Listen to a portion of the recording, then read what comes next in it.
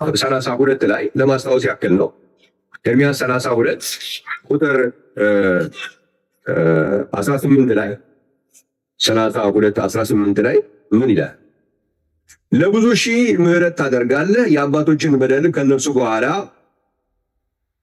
በልጆቻቸው ብብት ትመልሳለህ። ስምህ ታላቅና ኃያል አምላክ፣ ስምህ ታላቅና ኃያል አምላክ የሰራዊት ጌታ እግዚአብሔር ነው ይላል። ኃያል አምላክ፣ ስምህ ኃያል አምላክ ማን ነው?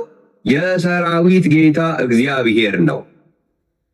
ስለዚህ ኢየሱስን ወይ ኃያል አምላክ ብለህ መጥራት ታቆማለህ ወይም ደግሞ የሰራዊት ጌታ እግዚአብሔር መሆኑን ትቀበላለህ እንጂ ኃያል አምላክ ነው ግን የሰራዊት ጌታ እግዚአብሔር አይደለም ማለት አይቻልም። ኃያል አምላክ የሰራዊት ጌታ እግዚአብሔር ስም ነው። ዝም ብሎ ማንም ፍጡር ማንም ሁለተኛ አምላክ ወይም ሁለተኛ አካል ወይም ሁለተኛ ፐርሰን የሚጠራበት አይደለም። እዚህ ኢየሱስ አምላክ ብቻ አይደለም የተባለው፣ ኃያል አምላክ ነው የተባለው። ይሄ ምን ይነግረናል? ይሄ ወልድ ብቻ አለመሆኑን ይነግረናል። የሰራዊት ጌታ እግዚአብሔር መሆኑን ይነግረናል። የሰራዊት ጌታ እግዚአብሔር መሆኑን ከተቀበልን ደግሞ የሰራዊት ጌታ እግዚአብሔር የሚባል ልጅ የለም።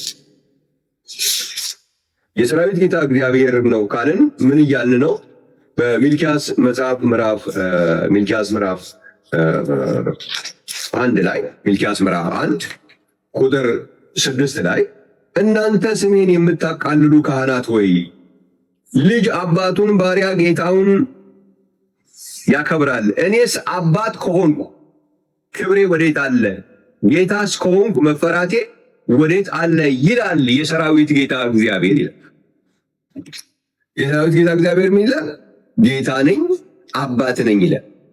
ስለዚህ የሰራዊት ጌታ እግዚአብሔር ነው ካልክ በኋላ ደግሞ አባት አይደለም እያሉ መከራከር አይቻልም። ስለዚህም ጌታ ከመካከላቸው ውጡና የተለያችሁ ሁኑ ይላል። ሁሉን የሚገዛ ጌታ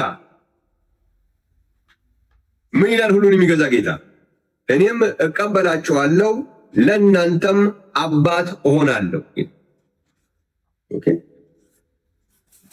ለእናንተ አሁን አምላክ እሆናለሁ ብሎ ቢል የባህሪ የምናምን እንዳይባል አባት እሆናለሁ።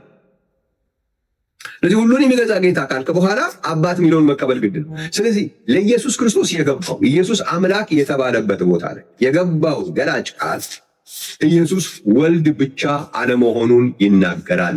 በደንብ ከፍ ባለ ድምፅ ይናገራል። ሐዋርያቶቹም እንደሱ ገድበውት አያውቁም። ነቢያቶቹም ገድበውት አያውቁም። ይህንን ገደብ ኢየሱስ ላይ ለማምጣት ጥረት ሲያደርግ የማየው አጋንንት ብቻ። ይህንን በተደጋጋሚ አሳይቷል። በማርቆስ ወንጌል ምዕራፍ 3 ላይ ብዙ ሰዎች ይህንን ክፍል እንዲነበብም አይፈልጉም። እኔ ግን አነበዋለሁ። ማርቆስ ምዕራፍ 3 ሌላም ቦታ ላይም አለ።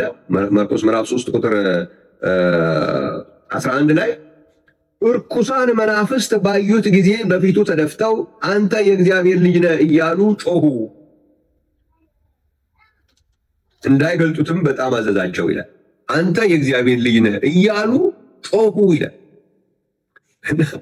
ብዙ ጊዜ ታዲያ የእግዚአብሔር ልጅ አይባልም፣ የእግዚአብሔር ልጅ ብቻ አልተባለም። ሐዋርያቶቹም ነቢያቶቹ መዝሙረ ዳዊት በቅንፍ 86 ቁጥር 10 ላይ አቤቱ ድንቅ የምታደርግ አንተ ታላቅ ነህና አንተም ብቻህን ታላቅ አምላክ ነህና ይላል። ኢየሱስ መጽሐፍ ቅዱስ ኢየሱስ ወልድ ብቻ አለመሆኑን ለመናገር አንድ መንገድ ብቻ አይደለም የተከተለው፣ በጣም በርካታ መንገዶች ናቸው።